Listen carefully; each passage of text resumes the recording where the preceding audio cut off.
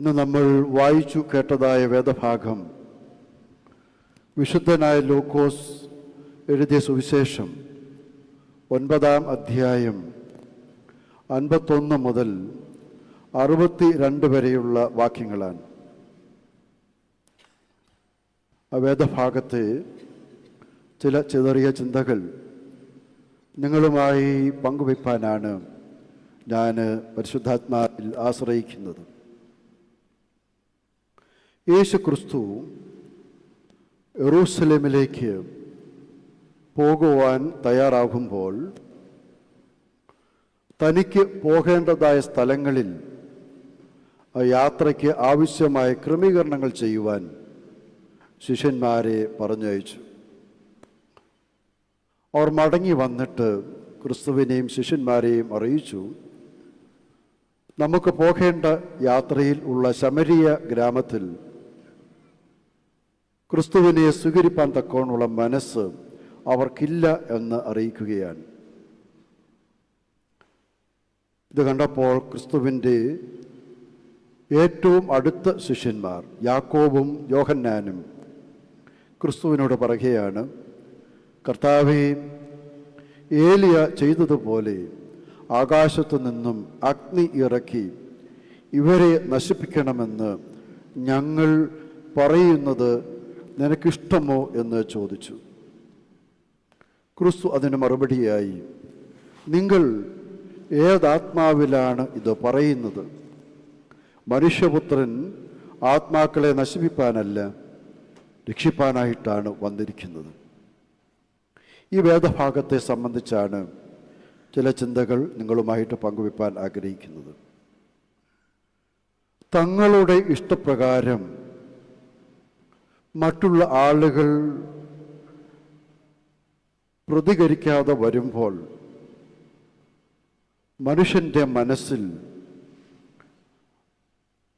പ്രതികാര ചിന്ത ഉണരുകയും പ്രതികാരം ചെയ്യുവാൻ വെമ്പൽ കൊള്ളുകയും ചെയ്യുന്നത് നമ്മുടെ ചുറ്റുപാടും നമ്മൾ കാണുന്ന ചില അനുഭവങ്ങളാണ്. പ്രതികാരം എന്ന് പറയുന്നത് മുറിവേറ്റ അഹങ്കാരത്തിൻ്റെ ഭാഷയാണ് എന്നാണ് പറയുക. ഒന്നുകൂടെ ആവർത്തിക്കാം. പ്രതികാരം എന്നാൽ മുറിവേറ്റ അഹങ്കാരത്തിൻ്റെ ഭാഷയാണ്. Revenge is the instinct of wounded ego എന്നാൽ നമ്മുടെ അഹന്തയ്ക്ക്, നമ്മുടെ ആഗ്രഹങ്ങൾക്ക്, നമ്മുടെ മോഹങ്ങൾക്ക് എവിടെയെങ്കിലും വിഘാതം സംഭവിച്ചാൽ അത് നമ്മളോട് ആര് ചെയ്യുന്നുവോ അവരോട് പ്രതികാരം ചെയ്യുന്നതുവരെയും ആ പ്രവൃത്തി, ആ ചിന്ത ഒരു വേട്ടനായെ പോലെ അത് നിവർത്തിപ്പാൻ തക്കവണ്ണം നമ്മളെ വേട്ടയാടിക്കൊണ്ടിരിക്കും. എല്ലാ പ്രതികാര ചിന്തകളും ഉടലെടുക്കുന്നത് നമ്മളുടെ അഹങ്കാര ചിന്തയ്ക്ക് ലഭിക്കുന്ന ആഘാതമാണ്. ഇവിടെ ഈഗോ എന്ന് പറയുന്നത് ഞാൻ എന്ന ചിന്തയാണ്. ആ ചിന്ത സൈക്കോളജിയിൽ മോശമാണ് എന്ന് ആരും പറയുന്നില്ല. ഈഗോ നല്ലതാണ്. ഒരു കുഞ്ഞ്, ആ കുഞ്ഞിൻ്റെ ചുണ്ടിലേക്ക് കൊണ്ടുവരുന്ന പാൽ ആ കുഞ്ഞിൻ്റെ വയറ് നിറഞ്ഞു കഴിയുമ്പോൾ ആ കുഞ്ഞ് മുഖം തിരിക്കുകയാണെങ്കിൽ അതിനർത്ഥം ആ കുഞ്ഞിൽ ഞാൻ എന്ന ചിന്ത ആരംഭിച്ചു എന്നാണ്. അതുവരെയും ആ അമ്മ കൊടുക്കുന്ന എന്തും ആ കുഞ്ഞ് സ്വീകരിക്കും. ഏതാനും ആഴ്ചകൾ, മാസങ്ങൾ കഴിയുമ്പോൾ ആ കുഞ്ഞിൻ്റെ വയറ് നിറഞ്ഞു കഴിഞ്ഞാൽ പിന്നെ അമ്മയോ അടുപ്പമുള്ളവരോ അത് ഭക്ഷണം കൊടുത്താൽ അത് തലതിരിക്കും. അപ്പം ഞാൻ എന്ന ചിന്ത തെറ്റാണ് എന്നുള്ളതല്ല. ഇവിടെ തെറ്റായിട്ട് വരുന്നത് അതിനേക്കാൾ ഒരു ഡിഗ്രി കൂടെ കൂടിയൊരു അനുഭവമുണ്ട്. അതാണ് സൂപ്പർ ഈഗോ എന്ന് പറയും. അപ്പം സെൽഫ് ഐഡൻറ്റിറ്റി വളരെ ആവശ്യമാണ്. എന്നാൽ അത് സൂപ്പർ ഈഗോ ആയിട്ട് മാറുമ്പോൾ അതിൽ നിന്നും പ്രതികാര നടപടികൾ കൈക്കൊള്ളുവാനുള്ള താല്പര്യം മനുഷ്യ ജീവിതത്തിൽ ഉണ്ടാകും. ഇവിടെ യേശുക്രിസ്തുവിനെ കൊണ്ട് യാത്ര പോകുവാൻ ആഗ്രഹിക്കുന്ന ശിഷ്യന്മാർ അവരുടെ ആഗ്രഹം പോലെ ശമരിയയിലെ ആളുകൾ പ്രതികരിക്കുന്നില്ല എന്ന് കണ്ടപ്പോൾ അവർ ശമരിയരെ നശിപ്പിക്കുവാനുള്ള ചിന്ത ആരംഭിക്കുകയാണ്.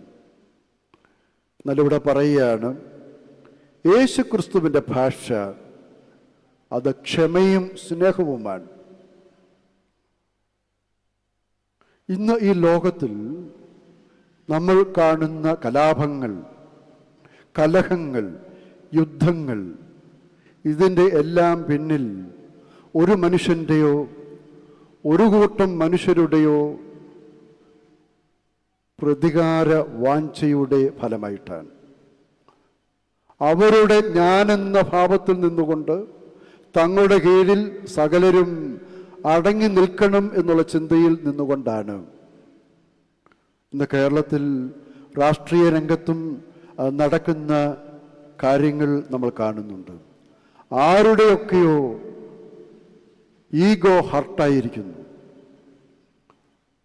ആരുടെയൊക്കെയോ സ്ഥാനമാനങ്ങൾക്ക് വേണ്ടിയിട്ടുള്ള മോഹങ്ങൾക്ക് ഭംഗമുണ്ടാകുന്നു. അത് സമൂഹത്തിൽ എത്ര വലിയ ദുരന്തമായി ഒരു വിജയം വഴിമാറുന്ന അനുഭവമാണ് നമ്മുടെ ചുറ്റുപാടും കാണുന്നത്. അതുകൊണ്ട് പ്രിയമുള്ളവരെ, നമ്മുടെ ജീവിതത്തിൽ പ്രതികാര വാഞ്ച മാറി നിൽക്കണമെന്നുണ്ടെങ്കിൽ നമ്മുടെ ഉള്ളിൽ നിന്നും അഹങ്കാരത്തിൻ്റെ ഭാഷ, അഹങ്കാരത്തിൻ്റെ നിലപാടുകൾ മാറ്റി നിർത്തുന്നെങ്കിൽ മാത്രമേ ഈ സമൂഹത്തിൽ സമാധാനവും സഹവർത്തിത്വവും പരസ്പര സ്നേഹവും നിലനിൽക്കുവാനായിട്ട് സാധിക്കുകയുള്ളൂ. ക്രിസ്തു നമ്മോട് പറയുകയാണ്, forgiveness is the language of Jesus Christ. ക്രിസ്തു തന്നെ അടിച്ച് പൊട്ടിച്ച് ഉപദ്രവിച്ച മനുഷ്യരെ അവരെ ശപിക്കുന്നതിന് പകരം, അവർക്ക് നേരെ കരം ഉയർത്തുന്നതിന് പകരം ദൈവത്തിൻ്റെ ക്രോധം അവരുടെ മേൽ ഉണ്ടാകാതിരിപ്പാൻ തക്കവണ്ണം കുരിശിലെ യാതനയ്ക്ക് നടുവിലും ഇവരോട് ക്ഷമിക്കണം എന്ന് പ്രാർത്ഥിച്ച ലാംഗ്വേജാണ് സ്പിരിച്വാലിറ്റിയുടെ ലാംഗ്വേജ്. പ്രിയമുള്ളവരെ, പ്രതികാര വാഞ്ച നമ്മൾ മാറ്റിവെക്കുകയും ക്ഷമയുടെ സ്നേഹത്തിൻ്റെ ഭാഷ നമ്മൾ കൈക്കൊള്ളുകയും ചെയ്യണം. രണ്ടാമതായി ഈ വേദഭാഗത്ത് കാണുന്നത്, ഈ യാക്കോബും യോഹന്നാനും ക്രിസ്തുവിനോട് നടത്തുന്ന ആ അഭയയാചനയിൽ, അല്ല ആ അപേക്ഷയിൽ, അതിൻ്റെ ഉള്ളിലും ആത്മീയതയുടെ ഒരു പരിവേഷം കൊടുക്കുന്നുണ്ട്. അവർ നശിപ്പിക്കുവാനാണ് പറയുന്നതെങ്കിലും അതിൻ്റെ ഉള്ളിലും അവർ കൊടുക്കുന്ന പരിവേഷം ആത്മീയതയുടേതാണ്. ഏലിയാവ് സ്വർഗത്തിൽ നിന്നും തീ ഇറക്കി നശിപ്പിച്ചതുപോലെ ഇവരെ നശിപ്പിക്കുന്നത് നിനക്ക് എന്ത് തോന്നുന്നു എന്നാണ്. രണ്ട് കാര്യങ്ങളാണ് അത്, വളരെ ഡിപ്ലോമാറ്റിക്കാണ്. ക്രിസ്തുവിനോട് അവർ ആവശ്യപ്പെടുകയല്ല, ക്രിസ്തുവിനെ കൊണ്ട് ക്രോധം ജ്വലിപ്പിക്കുവാൻ തക്കവണ്ണം വളരെ തന്ത്രപരമായി അവർ ശ്രമിക്കുകയാണ്. അത് ലാംഗ്വേജിൽ അവർ സ്പിരിച്വാലിറ്റി പ്രവേശിപ്പിക്കുന്നുണ്ട്. ഇത് ഇന്നത്തെ ആത്മീയ രംഗത്തെ വളരെയധികം പിടിമുറുക്കിയിട്ടുള്ള ഒരു സമീപന രീതിയാണ്. നമ്മൾ പറയുന്നത് പ്രതികാരം ചെയ്യുവാനാണെങ്കിലും ഉപദ്രവിക്കുവാനാണെങ്കിലും പിടിച്ചടക്കുവാനാണെങ്കിലും അതിൻ്റെ ഭാഷ ആത്മീയമാണ്. തല്ലിക്കൊല്ലുവാനാണെങ്കിലും ദൈവനാമത്തിൽ തല്ലിക്കൊല്ല് എന്നാണ് പറയുക. പിടിച്ചടക്കുകയാണെങ്കിലും ദൈവനാമത്തിൽ പിടിച്ചടക്കുക എന്നതാണ് ലാംഗ്വേജ്. അപ്പം നീതിയുടെ പേരിൽ, വിശ്വാസത്തിൻ്റെ പേരിൽ, സത്യത്തിൻ്റെ പേരിൽ, ആത്മീയതയുടെ പേരിൽ നമ്മൾ ദൈവത്തെ അതിനകത്ത് ഉൾപ്പെടുത്തുകയാണ്. ഇപ്പോൾ അമേരിക്ക നടത്തുന്ന യുദ്ധങ്ങൾ, എക്കാലവും അമേരിക്കയും സാമ്രാജ്യത്വ ശക്തികളും നടത്തിയിട്ടുള്ള സകല യുദ്ധങ്ങളും അവർ വിളിക്കുന്നത് ഇറ്റ്സ് എ ജസ്റ്റ് വാർ എന്നാണ്, നീതിയുടെ യുദ്ധം എന്നാണ്. അത് ഇറാഖിലാണെങ്കിലും ഇറാനിലാണെങ്കിലും അഫ്ഗാനിസ്ഥാനിലാണെങ്കിലും അവർ നടത്തുന്ന യുദ്ധങ്ങൾക്കെല്ലാം കൊടുക്കുന്ന പരിവേഷം തങ്ങൾ ദൈവിക നീതി ഈ ലോകത്തിൽ നടപ്പിലാക്കുകയാണ് എന്നുള്ളതാണ്. ഈ ഒരു ആറ്റിറ്റ്യൂഡ് ആത്മികതയിൽ വളരെയധികം അലിഞ്ഞു ചേർന്ന് പോയിട്ടുണ്ട്. നമ്മൾ ഒഴിവാക്കേണ്ടതാണ്. എന്തിനാണ് നമ്മൾ ഇങ്ങനെയൊരു കുപ്പായം അസത്യത്തിൻ്റെ മേൽ ഉടുപ്പിക്കുന്നത്? ഇങ്ങനെയൊരു വേഷം അനീതിക്ക് മുകളിൽ നമ്മൾ കെട്ടിവെക്കുന്നത് എന്തിനാണ്? സ്ലിഹന്മാർ തങ്ങളുടെ പ്രതികാര അഗ്നി ശമര്യയിൽ ജ്വലിപ്പിക്കുവാൻ തക്കവണ്ണം ആത്മീകതയെ അവർ ഉപയോഗിക്കുകയാണ്. അവസാനമായി ക്രിസ്തുവിൻ്റെ ദൗത്യം എന്താണ്? ക്രിസ്തു പറയാണ്, എൻ്റെ ദൗത്യം നശിപ്പിക്കുന്നതല്ല, എൻ്റെ ദൗത്യം രക്ഷിക്കുന്നതാണ്. Jesus came to save the world, not to destroy. ഇത് ക്രിസ്തുവിന് മാത്രമല്ല, എനിക്കും നിങ്ങൾക്കും ഉള്ള ദൗത്യം അത് രക്ഷിക്കുന്നതിനായിരിക്കണം, വീണ് കിടക്കുന്നവനെ എഴുന്നേൽപ്പിക്കുന്നതിനായിരിക്കണം, പാളയത്തിൻ്റെ പുറത്തേക്ക് അടിച്ചോടിക്കുന്നവനെ മുഖ്യധാരയിൽ കൊണ്ടുവരുന്നതിനായിരിക്കണം, വേദനിക്കുന്നവൻ്റെ കണ്ണുനീരൊപ്പുന്നതിനായിരിക്കണം, അവൻ്റെ മേൽ കൂടുതൽ ഭാരം അടിച്ചേൽപ്പിക്കുന്നതിനാകാൻ പാടില്ല. മറ്റുള്ളവരുടെ സന്തോഷം വർദ്ധിപ്പിക്കുന്നതിനായിരിക്കണം, അവരുടെ സന്തോഷം ഇല്ലായ്മ ചെയ്യുന്നതിന് പാടില്ല. പ്രിയമുള്ളവരെ, ഞാൻ 3 കാര്യങ്ങളാണ് പറഞ്ഞത്. ഒന്നാമതായി, നമുക്ക് ക്രോധം, പ്രതികാരം അത് മനുഷ്യന് പറഞ്ഞിട്ടില്ല. ഞാൻ അടുത്ത സമയത്ത് ഒരു പ്രാർത്ഥനയിൽ ചൊല്ലിപ്പോൾ ശ്രദ്ധിക്കുകയായിരുന്നു. യഹോവയുടെ കോപം അവരുടെ വരുവാൻ തക്കവണ്ണം നീ അവർക്ക് നേരെ പ്രതികാരം ചെയ്യരുത്. ഓരോന്നിനും നീതി പ്രവർത്തിക്കുവാൻ ദൈവമുണ്ട്.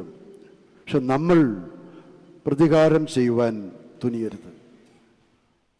രണ്ടാമതായി നമ്മൾ ഓർക്കേണ്ടത്, നമ്മൾ ദൈവത്തിൻ്റെ ഭാഷയിൽ സംസാരിക്കണം. അത് രക്ഷിക്കുന്നതിൻ്റെ ഭാഷയാണ്, സ്നേഹത്തിൻ്റെയും ക്ഷമയുടെയും ഭാഷയാണ്. ദൈവം നമ്മളെ സഹായിക്കട്ടെ.